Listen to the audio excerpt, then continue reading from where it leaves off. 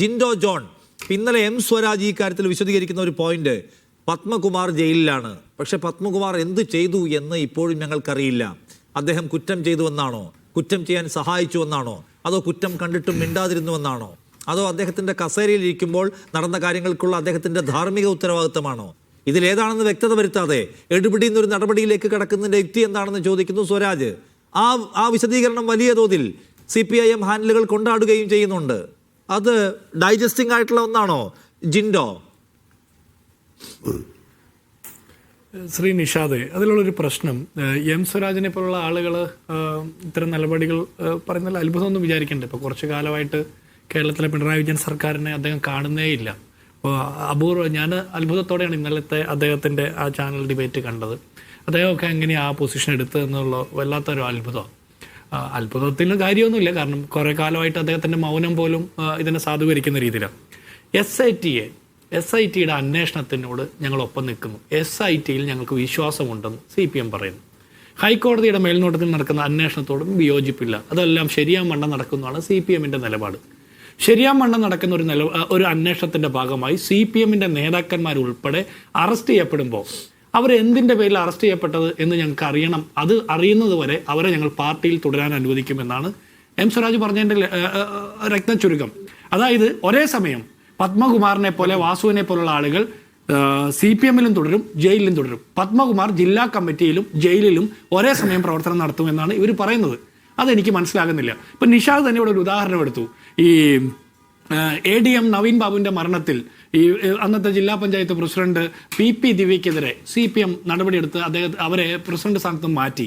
അതിൻ്റെ അർത്ഥം CPMന് മുൻകൂട്ടി ധാരണയുണ്ടായിരുന്നു PP ദിവ്യ തന്നെയാണ് കൊലയാളി എന്ന് ധാരണയുണ്ടായിട്ടാണ് നടപടിയെടുത്തതെന്ന് വേണമല്ലോ എം സ്വരാജിൻ്റെ വാദം വെച്ച് നമ്മൾ മനസ്സിലാക്കേണ്ടത്. അപ്പോൾ ഏതാ ഇവരുടെ നിലപാട്?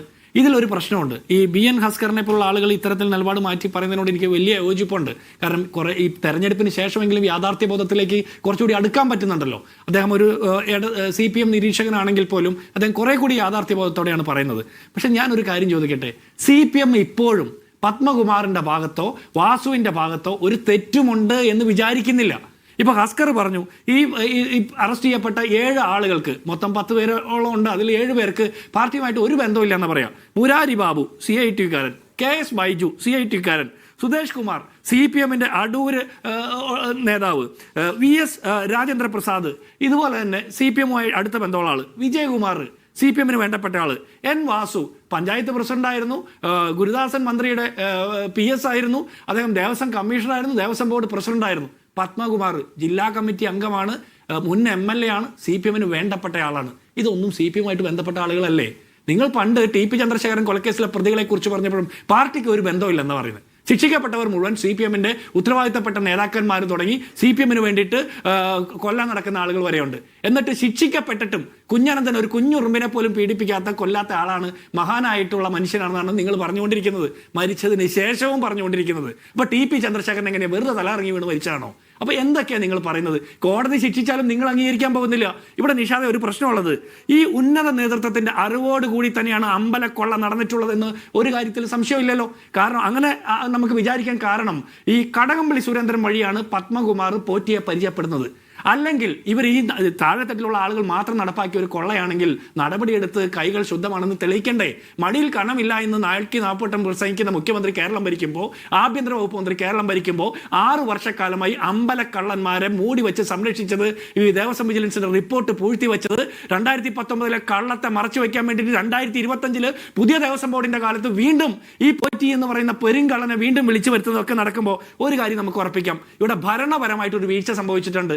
CPMന്റെ ഉത്തരവാദിത്തപ്പെട്ട നേതാക്കന്മാർ, സംസ്ഥാന കമ്മിറ്റി, ഭരണ നേതൃത്വം തീരുമാനിച്ചുറപ്പിച്ച് ദേവസ്വം ബോർഡ് പ്രസിഡന്റ് സ്ഥാനത്തേക്ക് വെച്ചിരിക്കുന്ന ആളുകൾ ഭരണപരമായിട്ടുള്ള അവരുടെ കഴിവുകേട് കൊണ്ട് അവിടെ കൊള്ള നടന്നു എന്ന കാര്യം ഉറപ്പായല്ലോ. ഇനി ഇവർ നേരിട്ട് കട്ടോ എന്നുള്ള കാര്യത്തിലാണ് നമുക്ക് അന്വേഷിച്ച് കണ്ടെത്തേണ്ടത്. അത് ക്രിമിനൽ കേസ്, അത് പോലീസ് അന്വേഷിച്ച് കണ്ടെത്തേണ്ട കാര്യം, അത് നിയമപരമായി കണ്ടെത്തേണ്ട കാര്യം, അതവിടെ നിൽക്കട്ടെ. ഭരണപരമായി വീഴ്ച സംഭവിച്ചു, പാർട്ടി ഏൽപ്പിച്ച ഉത്തരവാദിത്തത്തിൽ വീഴ്ച സംഭവിച്ചിട്ടുണ്ടെങ്കിൽ അതിലൊരു നടപടി വേണ്ടേ? ഇവർക്ക് പലതരം നടപടിയുണ്ടല്ലോ. താക്കീതുണ്ട്, പരസ്യ താക്കീതുണ്ട്, പുറത്താക്കലുണ്ട്, സസ്പെൻഷൻ ഉണ്ട്, പല നടപടിയുണ്ടല്ലോ. ഏതെങ്കിലും ഒരു നടപടി ഉണ്ടോ? ഇനി ഞാൻ ചോദിക്കട്ടെ, പഴയ കാലം തൊട്ടെടുത്ത ഒരുപാട് ഉദാഹരണം പറയാം. സീസർ മാത്രം പോരാ, സീസറിന്റെ ഭാര്യയും സംശയത്തിന് അതീതമായിരിക്കണമെന്നാണ് CPM-ന്റെ പ്രഖ്യാപിത നിലപാട്. പക്ഷെ അമ്പലക്കള്ളന്മാരുടെ കാര്യത്തിൽ അതില്ല.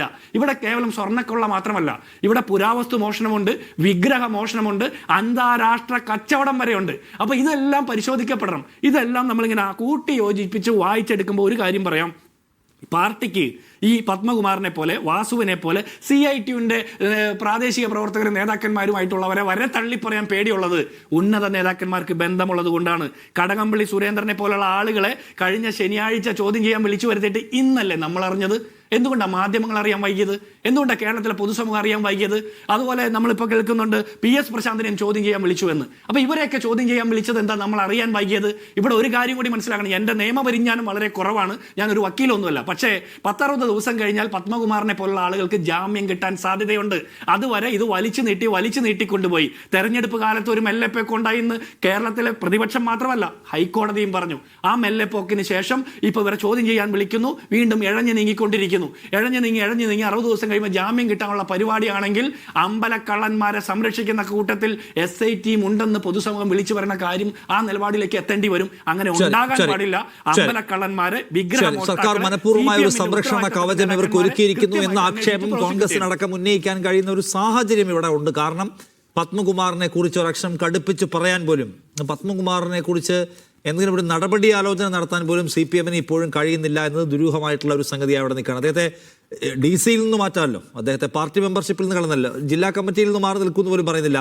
ജയിലിൽ രാഷ്ട്രീയ പ്രവർത്തനം നടത്താൻ കഴിയാത്തത് കൊണ്ട് നടപടിയെടുക്കുന്നതിൽ അർത്ഥമില്ല എന്ന പ്രത്യേകവാദം ആണ് ഇന്ന് മുൻപ് പാർട്ടി സെക്രട്ടറി ഉന്നയിച്ചത്. രാഹുൽ ഈശ്വർ,